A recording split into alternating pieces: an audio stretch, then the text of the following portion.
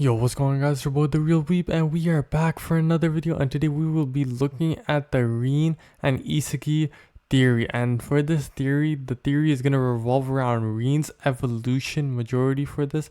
Now, I've always wanted to do a theory on Isagi for a while and Rin, but that theory got shut down a couple chapters ago. But I kind of left the theory back, but I got more interested in Rin and realized I can make a theory on them both, since I think that with the introduction of Kaiser before and their rivalry is completely overlooked when the main endgame of the NEL League, and I believe Rin and Isagi's rivalry is more long drawn than we think it is. And this theory is gonna show why Rin's evolution is gonna go crazy, and I'm gonna go over this after I show a couple panels explaining why. Now, the summary, and this isn't every moment, but obviously the panels I'm going to be showing is basically majority of the key details that are important to this story.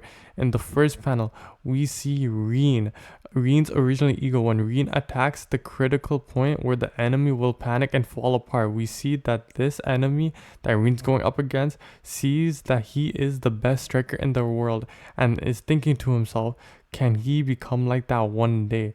Then in the next couple of panels, Rin, due to being cramped and restrained without Sei, instead of breaking through, tries to play Sei, seeing his original ego.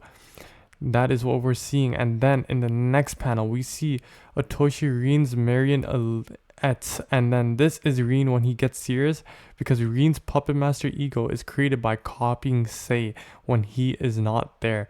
We also see Bachira's original ego, which will be important later to this theory.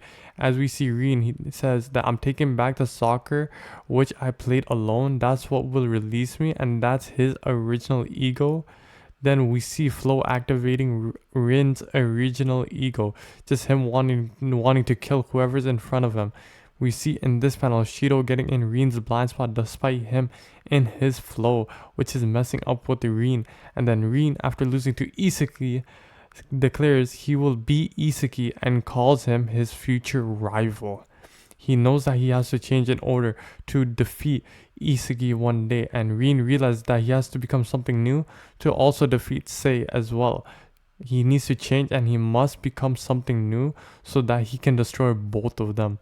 And then the Butcher combining his ego allows him to reach the world stage that we know where he is right now. Now that all the evidence I have pointed is here, here's my theory for Rin's evolution. Now, before I go into more depth on Rin's evolution, I need to explain what self-imposed and original ego is and the differences. Now, for this, I gotta go all the way back and explain what the ego is. Now, we all know that there is an emphasis placed on ego within Blue Lock, how ego is the foundation of a striker's ability or willingness to score their goal on their own without anyone's help.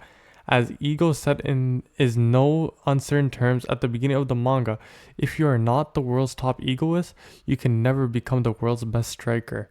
That's why Rin is trying to become the best egoist ever, trying to just score the most goals without any help and just egoing everyone. But whilst ego is considered the ultimate quality to have in a striker, there is a bit of a distinction between having any old ego, which is a proxy for confidence or assuredness in one's own goals, and having an original ego. The original ego seems to be more pure and distilled ego, one that is well and truly self-reliant without the influence of external factors or standards, and a lot of character arcs rely on finding or experiencing this original ego. If you look at Bachira, the person for whom the term originally ego was even coined from, we saw in his childhood that he had a natural talent and loved football. He would play incessantly, becoming one with the ball and having fun. However, his experiences in being alienated for his extreme love of the sport and his desire to find someone to play with resulted in him developing the concept of the monster. Unfortunately, he took his mother's words about how everyone has a voice within them and used them to deal with his crippling loneliness. Thus, a monster was unleashed and he began to project the concept onto other players when they did meet his expectations that he loved. he would become attached, like in the case of Isagi, and this is certainly an egoistic style of playing, but Bachira had lost his sight of his original ego, thus his desire to play without care of the implications or others, and when he was confronted by his limitations in the 4v4, he would not be selected and he found his original ego again, becoming one with the ball and developing his new dribbling. We see multiple patterns like this repeated throughout Blue Lock and other character arcs where a player has an original ego and an original way of playing that is wholly pure, simple, and to a degree innocent, but then their external circumstances force them to suppress their original ego. Shikiri needed to get over his fear of his injury to rediscover his need to show the world his speed, but Baru needed to feel the pain of loss to overcome the barrier of his own arrogance. When Green was a kid, we saw two sides to his character as far as football matters and concerns. We saw his actual mentality when playing. Green didn't actually think about much, he simply ran to the critical point where he thought the enemy would be, panic, and fall apart. This is the first sign of the slightly twisted mentality Reen had whilst playing, wanting to see the opposing team panic and break. That was his original ego. We saw his admiration for his brother's football, and we saw his adoration of his style, philosophy, and effectiveness on the pitch. Reen saw how his brother was levels above everyone and him, and seeing how his brother was the one who got him into football in the first place. He had an allegiance to not just his brother, but his brother's way of playing, and we saw Sei coach him into being more like him, being more mindful of his technique and his form. We see in his flashbacks the tension between those two egos. Reen expresses that when Sei leaves, he'll just find someone else to fill his role, but after Sei leaves and Reen plays football with his team, trying to play by himself, he is pressured to pass. He expressed frustration that the rest of the team aren't in the best position and described football without his brother to be restricting or inconvenient. However, we see that this doesn't work. Reen simply isn't Sei and isn't as good as him, at least when employing those skills, and we see his frustration continue building during the U20 match, where it finally breaks as Isagi reads both him and Sei to prevent Shido from scoring.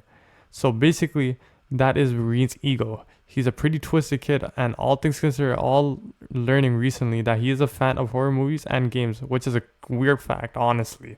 But now, back to the theory now. While Reen's self-imposed ego lets him control the field, it limits his possibilities since his prediction isn't that good, and since he's trying to do plays like his brother so others will be able to stop him, he can't understand irrational plays like Baru's or Shido's. Reen's original ego isn't perfect as well, as we saw in the U20 that I mentioned, but for example, Reen gains tunnel vision since he's only able to focus on one player at a time, and it causes people to get through his blind spot more easily. Also, Reen doesn't pass or create chemical reactions with others, limiting his possibilities.